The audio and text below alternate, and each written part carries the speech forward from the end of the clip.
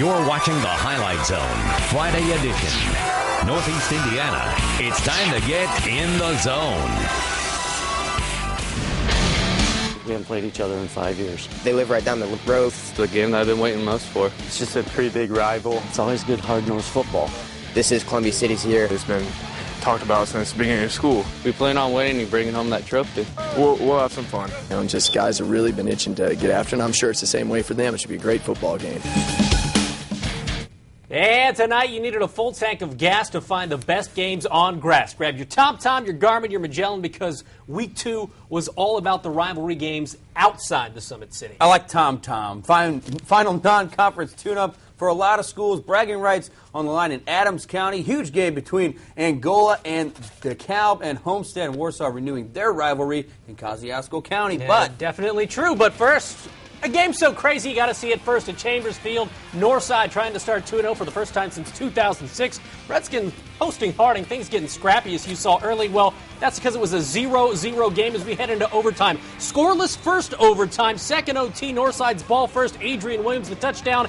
Excessive celebration penalty led to a missed PAT. That was big because on Harding's turn, Michael Payne gets a touchdown. No conversion for them. 6-6. Third overtime. Harding ball first. Trayvon Carr with the touchdown, no conversion again. Northside's try, they match. C.J. Jackson, PAT, no good, 12-12, and we're going to a fourth overtime. Northside ball first, Jackson with the touchdown, conversion, no good, so 18-12 Skins.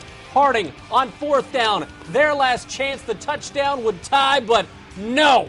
Harding doesn't get it, it's incomplete, and Northside wins in quadruple overtime, 18-12. Fighting hard, baby. Fighting hard. We had to. Just staying together. Our motto, heart first.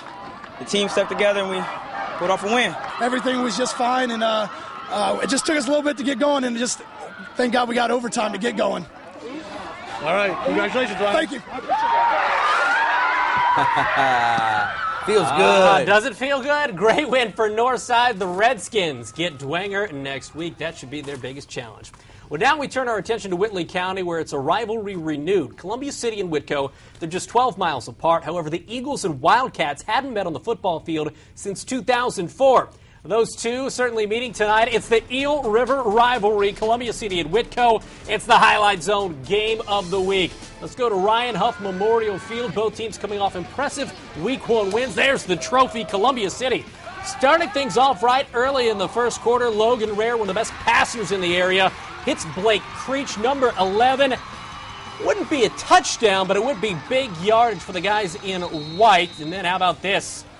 Jacob Johnson, this kid had himself a big night, did the Eagle, takes the handoff, gets the touchdown, 6-zip Columbia City. Johnson finished with 122 yards and 2 touches.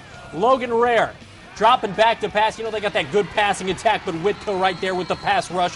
Austin Striggle with a decent loss of yardage there. Logan Rare, yeah, he's also a pretty darn good punter and bounces it right off the helmet of Chris Bumball. Columbia City, Johnny on the spot. They would recover. Columbia City is now set up for this. Nice touchdown run by Dylan Miller up the middle, 13-zip Columbia City. And we're now, well, going to take it to the second half. Jacob Johnson off the pitch. Check out Johnson go in for the touchdown, would make it 23-0, and Columbia City would tack on yet another score as Columbia City wins the game of the week, 30-0. Feels amazing. Last game we played against them 5 years ago, it was we only won by 1 touchdown, so it's great to come out, win 30-0, make a statement. We got a lot of new starters coming in the season. Defense is a really big question mark, but they've really stepped up well, and our offense has done a good job taking advantage of opportunities as well. Obviously, we got to get better going into the NHC, but it's great to be 2-0 coming out of the non-conference season. All right, Whitko hosts Southwood next week. Columbia City is at home against the Belmont Braves. Man, speaking of the Braves, no trophy up for grabs, but Adams County bragging rights on the line as the Braves visit South Adams. Braves opening drive. It's Forrest Fullenkamp, hands off to Daniel Meyer, 21 yards, untouched for the touchdown, 7-zip Braves early on. South Adams answers. Ryan Mendez, nice pickup here, takes it all the way down to the 5-yard line. That would set up the Starfire's first score of the game. Nick Batt right here on the receiving end of a 5-yard touchdown pass. That makes it 7-all. They were going crazy down in Bern. It's late second quarter, though. It's Dustin Weiner. He drops the snap, picks it back up. He's going to actually run it in for the touchdown. Made it 14-7 Starfires, but the Braves come back in this one. They win 28-21 the final. Let's go up to Angola. Big rivalry there. Angola hosting DeKalb. There's Robbie Boots, all-star as a sophomore. He would show white tonight. Alex Bauer to Zach Compton. They're going to pick up 29 yards on the opening drive. And you know Robbie Boots, what does he like to do? He likes to catch touchdowns. He likes to catch touchdowns. 127 yards, 3 scores on the night for the guy. He's just a junior. How about the Angola defense? Carter Stafford nowhere to go, stuffed by the Hornets. And then Bauer takes over, hooks up with his friend Zach Compton here. 21 yards would eventually lead to a Clayton Garner 20-yard touchdown, capping off a 94-yard drive as Angola wins this one big, 35-7 the final.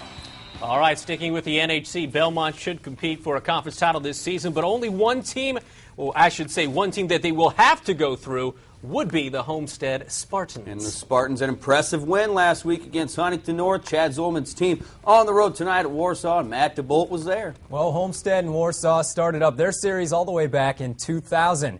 10 games in, the Spartans have won 5, and the Tigers, they've won 5 as well. The tiebreaker set for tonight. George Fisher Field in Warsaw. Tigers get the opening possession, but they don't do much with it. Spartans recovering the fumble and taking advantage of the turnover. Zach Terrell finding Sean Duvall for big yardage, and that sets up the option play. Terrell pitching to Grayson Baston. He goes into the end zone to make it 7-0. The Tigers would follow with a field goal. Then on the ensuing kickoff, Baston makes a few nice moves. Looks like he's going to go all the way down the sideline, but Scott Smith, he's one fast Tiger. He trips him up inside the 10. The Spartans would punch it in a few plays later.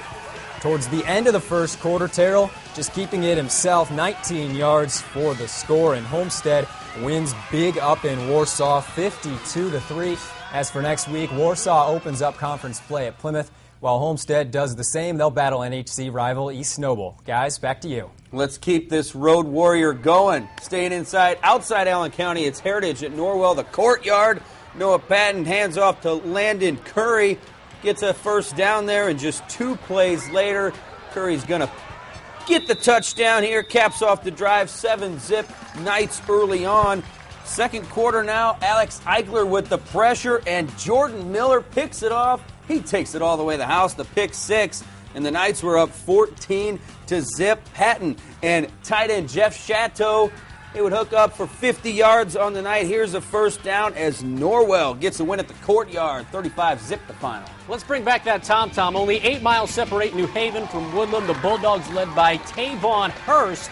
341 yards last week. There he is. He was psyched up, and he had a good reason. Picks up 18 yards here, had 178 yards on the game. That gives him over 500 just 2 games in, and every baby Bulldog wants to be like Tavon Hurst. New Haven, well, this wasn't good.